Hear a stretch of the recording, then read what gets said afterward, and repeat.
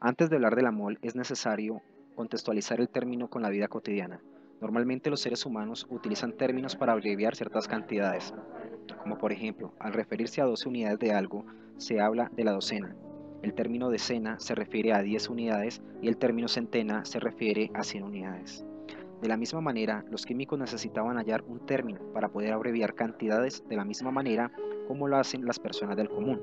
Es así que apareció el número de Avogadro, en honor al químico y físico italiano Amadeo Avogadro. Dicho número es igual a 6.02 por 10 a la 23 y es como si fuera la docena de los químicos.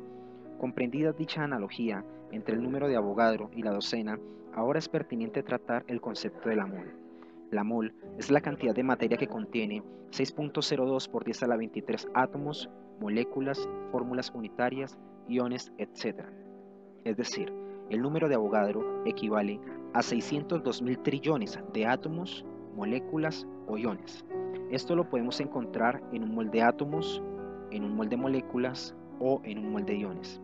A su vez, el número de Avogadro es igual a la masa del elemento, o a la masa molecular del compuesto, o a la masa del ion.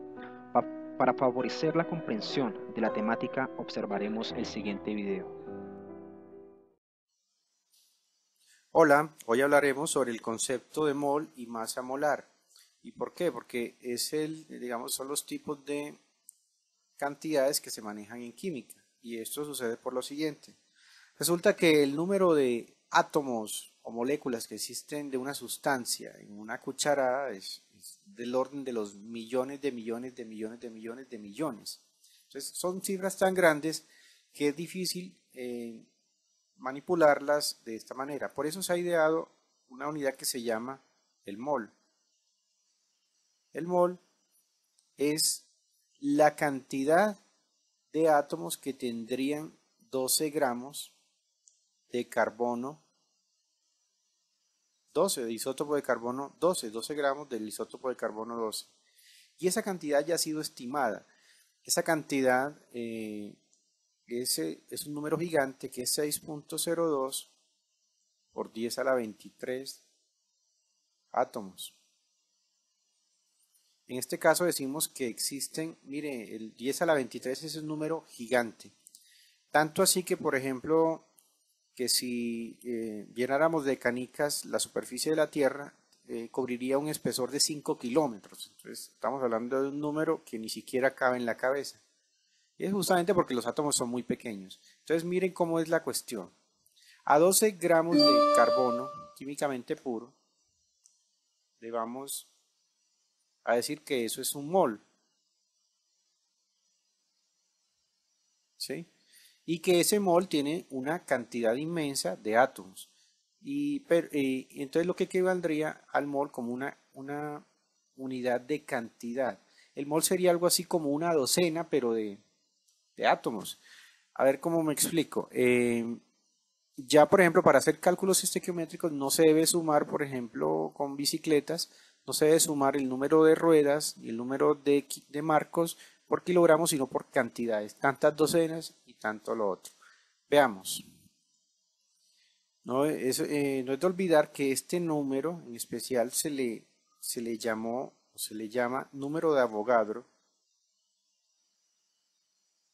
en honor al científico italiano del siglo XIX, Amadeo Avogadro, eh, y básicamente es un número estándar para lo siguiente. Es igual las cantidades para átomos,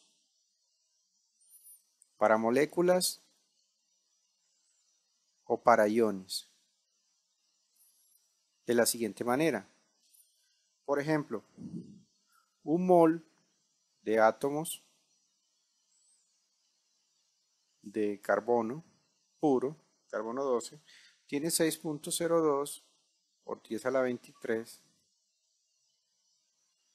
átomos de carbono, ¿cierto? Ya lo habíamos dicho. Pero un mol de moléculas de agua, debemos recordar que las moléculas están asociadas a los compuestos. Las moléculas es cuando esta unidad está repetida y es la unión de varios átomos. El agua es un compuesto, por tanto está constituido de moléculas. El carbono puro está compuesto de átomos, por lo tanto es un elemento. También tendría el equivalente de 6.02 por 10 a la 23, moléculas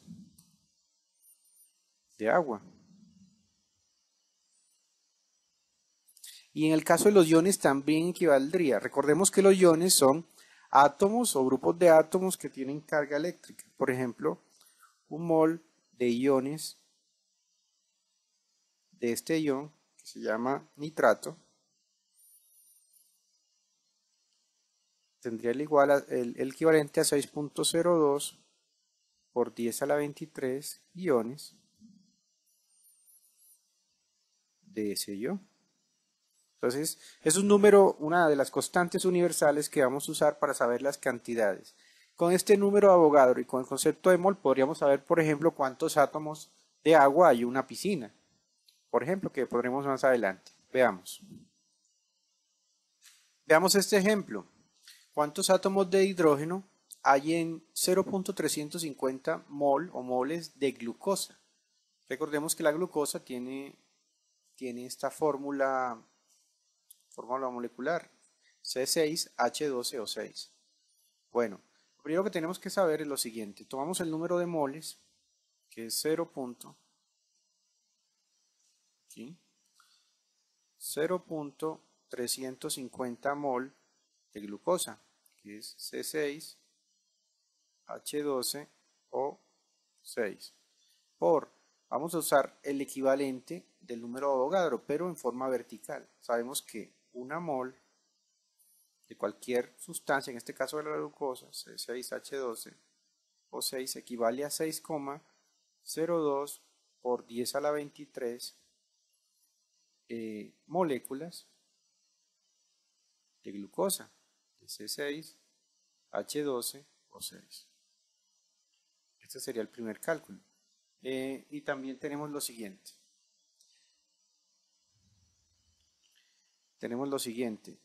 Aquí tendríamos cuántas moléculas tendríamos de glucosa, pero nos están pidiendo por el número de átomos de hidrógeno. Pero notemos lo siguiente.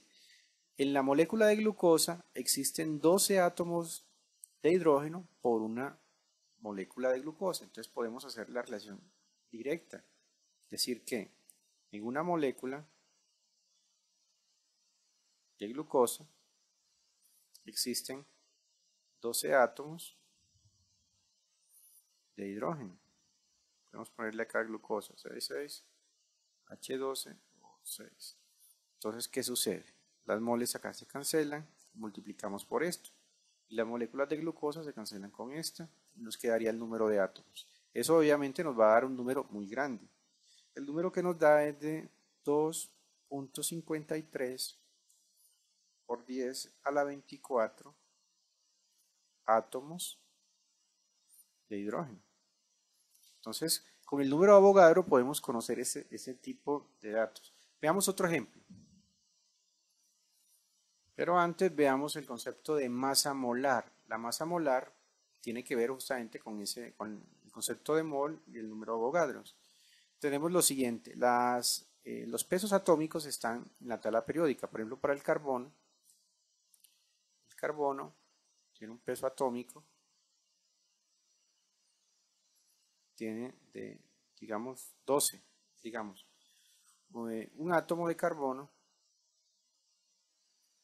tiene el equivalente a 12 unidades de masa atómica.